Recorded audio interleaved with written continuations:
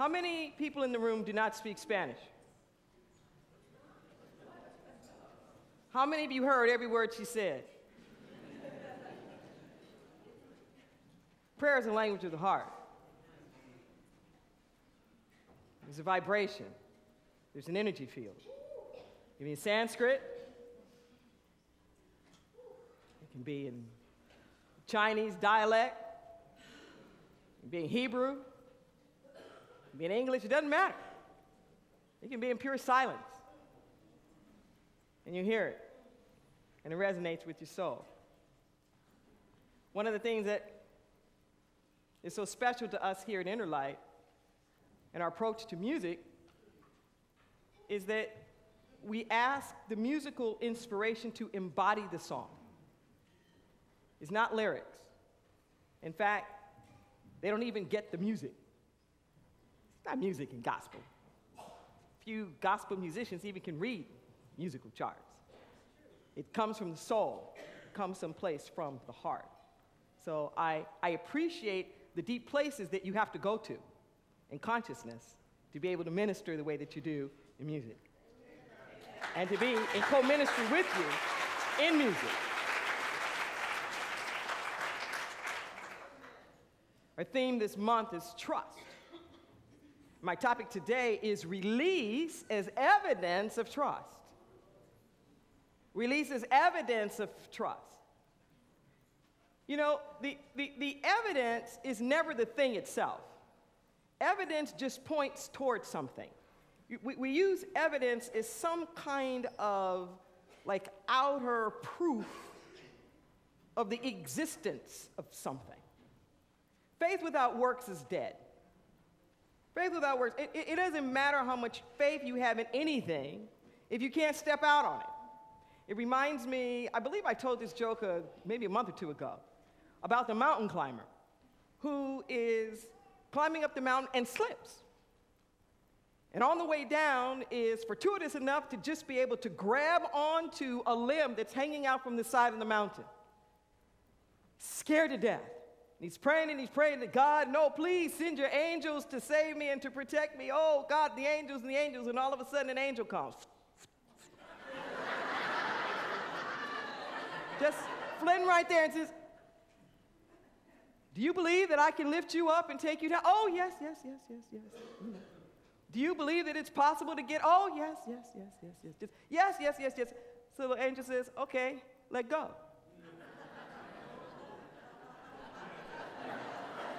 You're like, what you talking about? Let go. Therein is part of the problem. Is that we're praying, and we don't want to let go. We don't want to let go. We're living in this space where we're trying to do both simultaneously. I want to pray for something new, and I want to hang on to the old until the new thing comes. Just in case.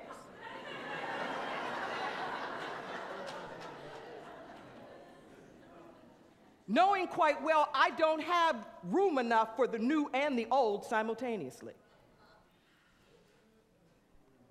I have neither the physical, mental, spiritual, or emotional space to actually have both simultaneously, even if they were to come.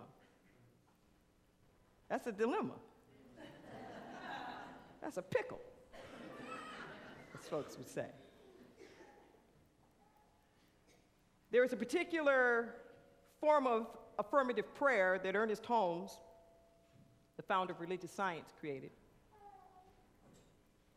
And we think sometimes of it as a method of prayer, as a prayer practice. But what he was talking about really was an anatomy of prayer. He was talking about a terrain that consciousness goes through when it prays. That any effective prayer goes through this territory. It doesn't matter what it sounds like. It could be one word. But energetically, it's covering all of this space. He says it's starting off with recognition. And at that point of recognition, we're recognizing that there is some power, there is something in the universe that's bigger than the problem. So in that moment of prayer, we are lifting ourselves up to a transcendent space to get a new view. But the second step is unification. Is no longer looking at the good or whatever it is that we're trying to manifest as something external, but there's a place of connectedness. That even in the prayer, even in the begging and beseeching prayer, there's a sense of a unification. Even if you're just thinking of God as your Savior, there's still no gap anymore. You're connected. Whether you're thinking of it as law and the power that you're putting forth, whether you're thinking of it as you're good, but at some point in another, the thing that you're praying for can't be out there. At some point, there has to be a sense of your connectedness to it. If you're praying for conflict resolution, at some point, your prayer just can't be about the other person anymore. At some point, something has to shift in you, so in your prayer, you're praying for both of you. You're praying for the whole family. You're praying for even the one that you think you're in conflict with. There's a unification point that takes place there. There's a realization. You go through recognition, unification, and a realization where it's now. It's here. There's a possibility consciousness. You don't necessarily have to give a blueprint of what you think it's going to look like in the manifest world. You have released all the reasons why not. And in your mind, it's a done deal. Can't nobody tell you nothing. When you've reached that point of realization, you know and you know and you know that you know. There's thanksgiving, this place of absolute gratitude. And it's not after the fact. It's not like, give me something and I'm going to say thank you. It's where you are appreciative of life itself and all of the processes of life, where you are standing in pure expectancy beyond any particular expectations. There's a joy that's in your soul because you're alive and you're no longer letting the problems define you. That sense of the freedom that comes from knowing that my good is at hand brings joy. There's a gratitude that's there. There's a gratitude that's there. And the last step, he says, is release. Release. Now, it's very interesting because people are working those first 4 steps. Oh, my God. The recognition and the unification and the realization and the thanksgiving. And if they were doing this as a prayer process, there may be a little like tagline at the end. And so I release and let go, amen. They're not painting all of these lofty pictures in their mind of what release looks like. Okay. Oh, they can paint the picture of the realization. Oh, I'm in my right place of employment. Oh, I'm in the right school. I've got the right thing, and it's perfectly located, and it's easily accessible, and I'm growing, and I'm challenged there, and I'm with like-minded kindred spirits, and I'm compensated well, and on and on, and all this picture. But we lack a picture of release. We lack a picture. We lack a picture of what it looks like, of what it feels like, of what it means to release. So we don't really have an intent to release. We don't really have an intent to release. And this release that comes in this prayer process is not just releasing the prayer. We make a mistake on that all the time. Thinking that if I pray this thing enough, and I just release into really believing that that's enough. No, you have to release all the other things that are standing in the way. I love the way that Ernest Holmes said it. He said it could take you 100 times to complete a single spiritual mind treatment. It could take you 100 prayers before your mind goes through the entire terrain of recognizing that you are not your stuff, of unifying with your good, of realizing at hand, of living from a place of gratitude, and a final place of release. Release. We're in the springtime now. And there's a vibration that happens in the springtime. Sometimes we refer to it as spring cleaning. there's an energetic something where we're coming out and we're feeling this need somehow or another to tidy up a little bit, to clean up a little bit, to let some stuff go, to make some room. There's something that's happening there. Save your good stuff for elegant treasures. By the way. But we're feeling that. We're feeling that. Okay? And that's a part of our spiritual psyche as well. In the affirmations, it talked about the concept of pruning. I don't care much for pruning. I don't like it. I don't like it in the physical, let alone the spiritual. In the process of pruning, you just cut everything back. All of it. Not just the dead leaves, but all of it. You ever seen a pruned rose bush? That sucker looks dead Ola. There's this beautiful bougainvillea that grows up the side of my house. And whenever the gardeners prune that thing back, oh, I mourn. It looks terrible. Just look dead. But what I have grown to appreciate is that cutting it all away is what is necessary for the new to come out. And when it comes back, it's stronger, it's healthier, it's more vibrant than it was before. I know it, and yet in the process of pruning, I'm not always grateful for that.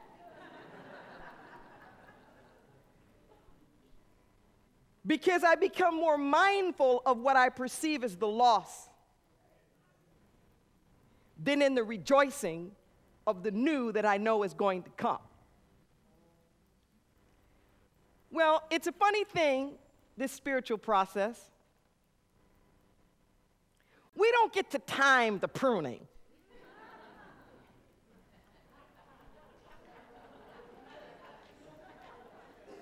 Sometimes it seems like we don't even have a whole bunch to say about it. But I guarantee you that if you have prayed any sincere prayer about divine order, about right action, that there's some stuff that's going to have to go that you weren't anticipating had to go.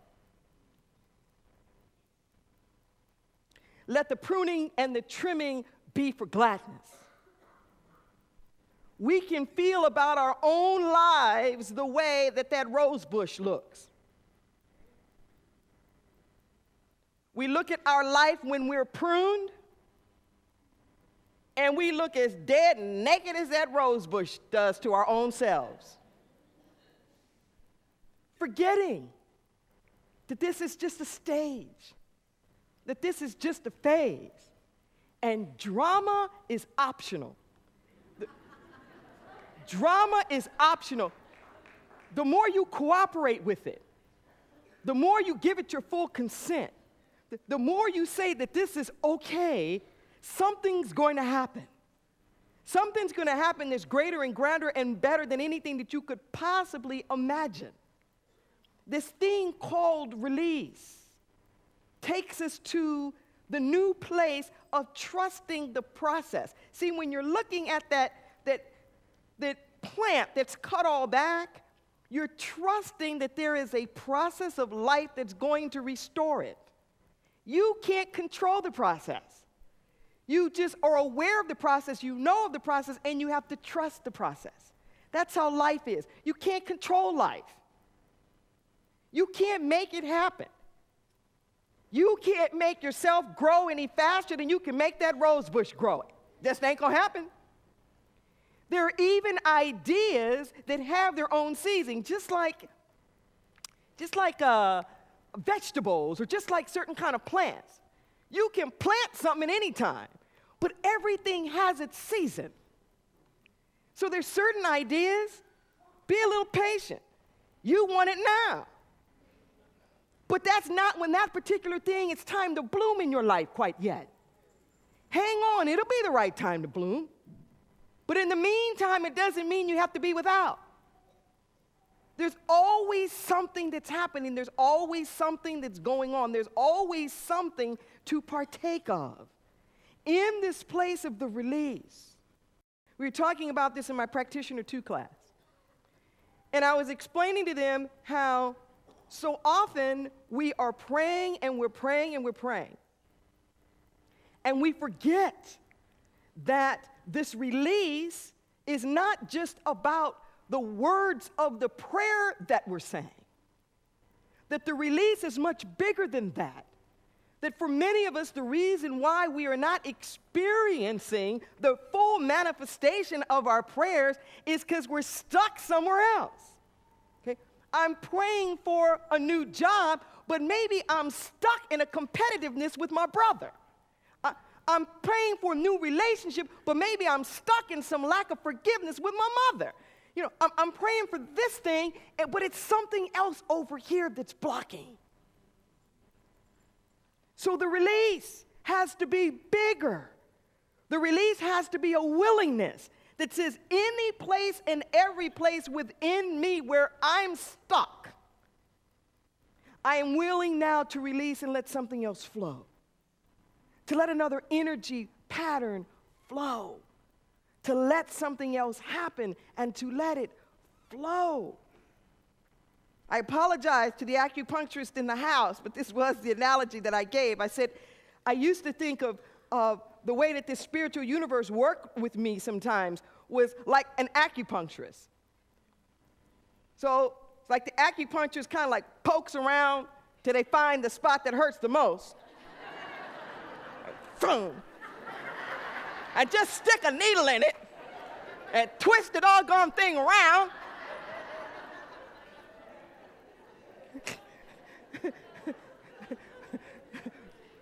But it dislodges some energy. See? And it lets some stuff flow. So you're complaining about a pain or something you have in your hand. Forgive me if I'm mixing this up, but you know, you're complaining about something you have in your hand, but they stick the needle in your foot. And the foot on the other side. Not even the same side. Because we are all these meridians of energy. Feel that up? The spot where you're having the pain isn't the problem. It's just the evidence that there's a pain. It's just the evidence that there's a block, but that may not be where the block is. And you can spend all your time trying to do something with the hand, but it's someplace else. Maybe it's your spleen, but you got to stick your foot to get to that.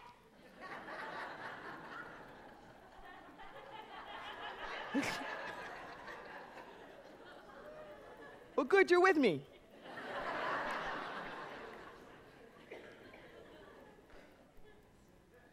That's how it is in life. Okay? Something happens to your car.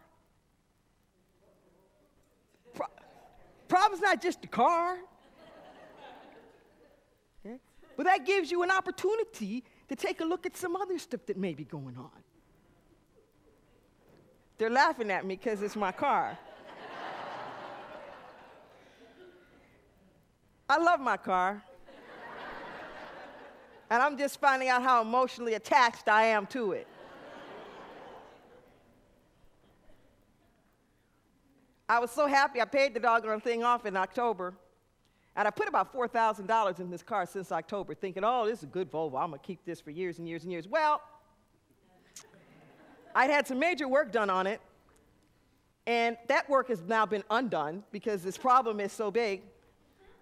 And I get the news on Tuesday from my mechanic, and just to make sure, I take this mechanic and the other mechanic in San Luis Obispo that fixed it. I get a three-way. I got to hear this from both of y'all. It's not that I'm not being, conscious of carpooling and everything. That car won't move. That's that's out there.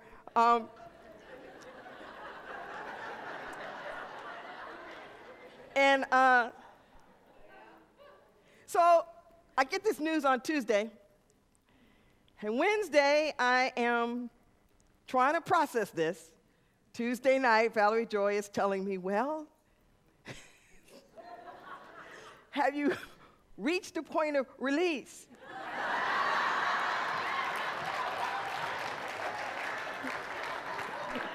And I said, yeah, I'll reach release when I can have my car back. That's when I'll be released.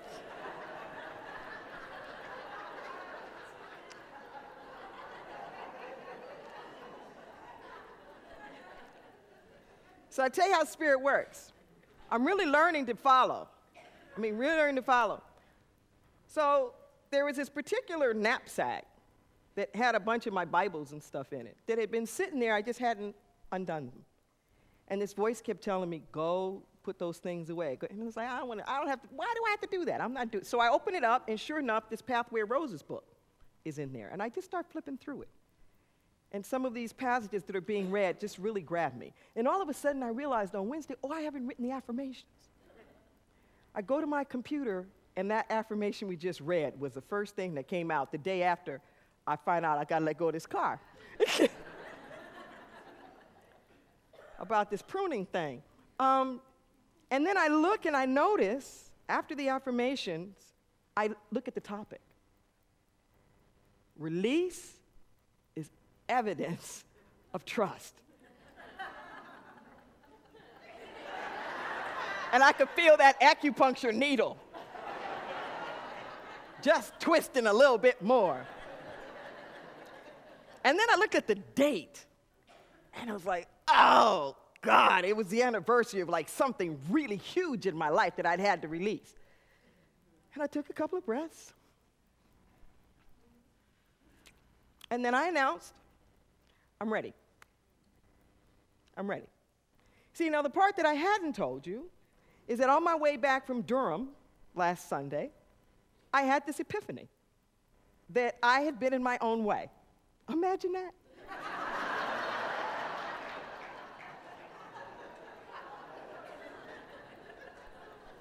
That there was just some resistance. And I'm not coming from an egotistical standpoint. There's something that comes up in my letters all the time about the bigness and what's supposed to happen. And suddenly something just clicked in. How Spirit always seems to give us something when it's too much for us to handle at the time. You know, like I remember when we first were gifted 40 chairs. We didn't have any place to put 40 chairs.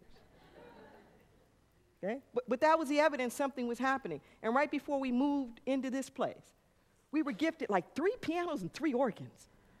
I was like, wow, there must be a really big place coming. You know? And it's like all of this. So it's been really worrying me that I'm sitting on thousands of copies of The Sacred Yes that I had bought from Sounds True, extra inventory they had, and it's just been kind of sitting there. And I've been thinking of it as a burden and a bill. And that spirit voice turned around and says, oh no, you need it. You have to have the intent of being big enough for those thousands of copies that you have to circulate. Do you feel the difference in that? So I announced to Valerie Joy, I said, you know what? I'm ready to be rich. I said, I'm ready to be a #1 best-selling author. I am ready to stand in the power of whatever it is that God has for me, and I am releasing whatever resistance I have to that. So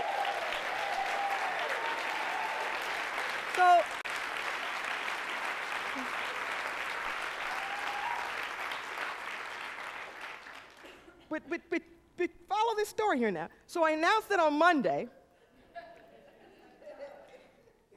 and I get this news on Tuesday. And I've been working, I was thinking, well, where could I come up with $6,000, $7,000 just to put a new engine in this car? And how can I save this car? And how can I save this car? And what can I do? And it just finally hit me. We said, wait a minute, it was 7 years ago you got that car, right when we moved in here. I announced that I'm ready. But I noticed, if you know where I'm going, I noticed myself not willing to release. this car that I love so much that I'm attached to. I said, I don't know what's going to happen. But what I do know is that I spoke something, I put it into the universe. I did not expect it to be my car that I loved and wanted. But what I know is that the universe works in a package. Do you see what I'm saying? That if there was that part of me that was so resistant to letting this thing go and letting it go, I can't let this car, this car. And this image was coming to me, and I'll stop with this. I don't know why I'm telling all my business.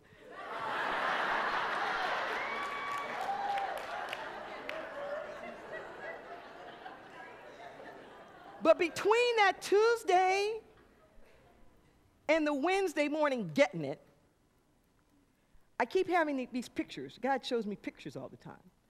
And I kept having, I hope this is okay, showing pictures of our honeymoon night. Gene Rutherford had arranged for us on October 10th, 2008, to get one of those big jacuzzi suites at Seascape. And I'd never done this before. This place is filled with rose petals. I mean, the tub, and we're just having a grand old time. But I kept noticing there was something going on with the toilet.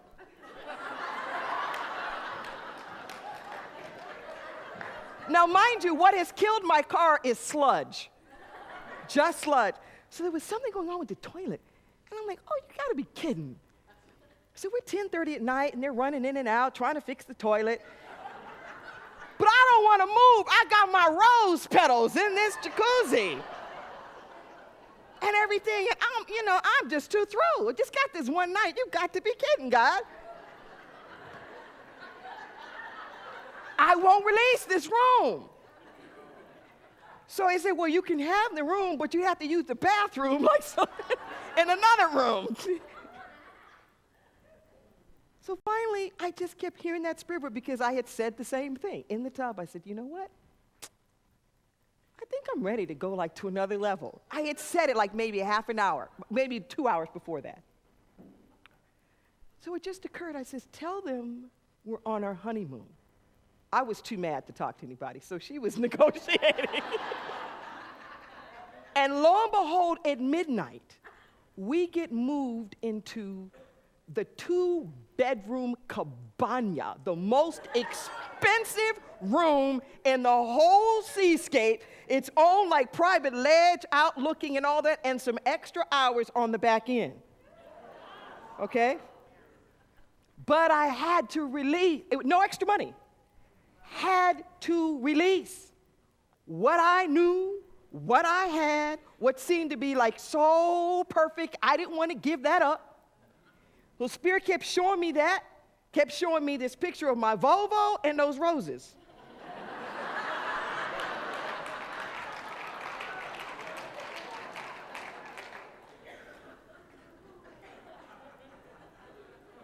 So stay tuned. Stay tuned.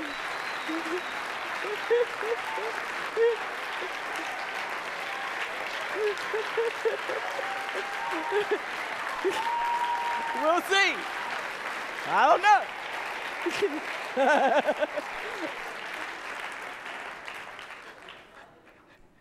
Let's pray.